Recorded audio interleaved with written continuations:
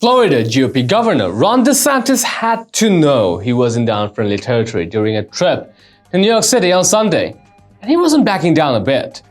He didn't back down when the original site planned for his speech cancelled him.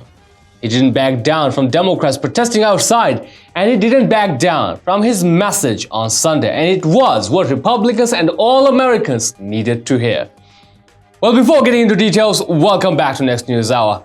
If you're new to our channel, tap on the subscription button now and hit the notification bell. He was originally scheduled to address the Tikva Fund's Jewish Leadership Conference at the Museum of Jewish Heritage, an audience and a venue that would have been appropriate for the governor of a state with one of the largest Jewish populations in the country. Unfortunately, leftist ideology got in the way and the museum cancelled the appearance of DeSantis. And on the day of his appearance, according to the New York Post, big-name New York Democrats joined LGBTQ activists demonstrating outside Pier 60 of the Chelsea Pier Sports and Entertainment Complex where the Tikva Fund event ended up.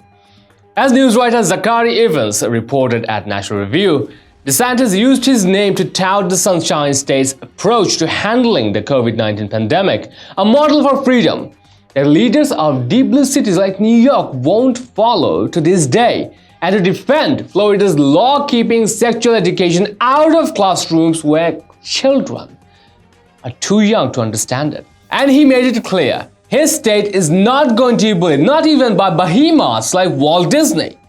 Under DeSantis, Florida kept its economy, schools, and everyday life open as much as possible without the onerous lockdowns, vaccination mandates, and masking that was, well, fetishized by liberal-run states like New York.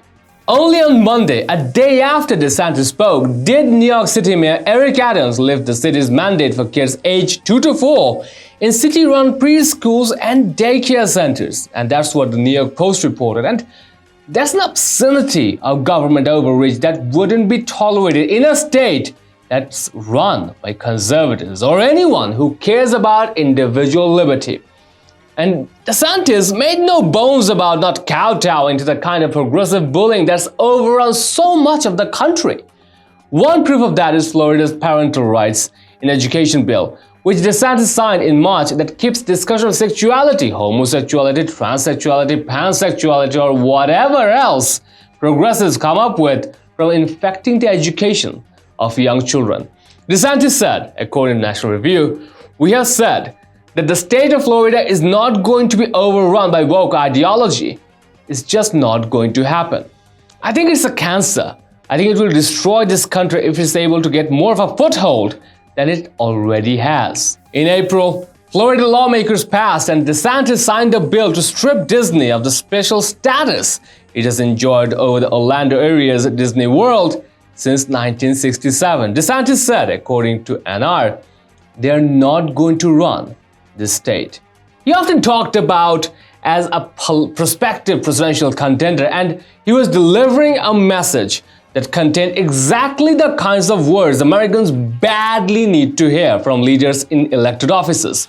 A crisis like the pandemic is the time for governments to protect American lives and liberty, not to use it as an excuse to abrogate the rights guaranteed by the Constitution. According to data analytics Statista, Florida ranked 19th among the states in its death rate from COVID-19, considering its large percentage of elderly residents. It's a success by any measure. Americans are governed by their elected leaders, not by the bullies of the mobs, which in the 21st century run almost exclusively to the left end of the spectrum in American politics.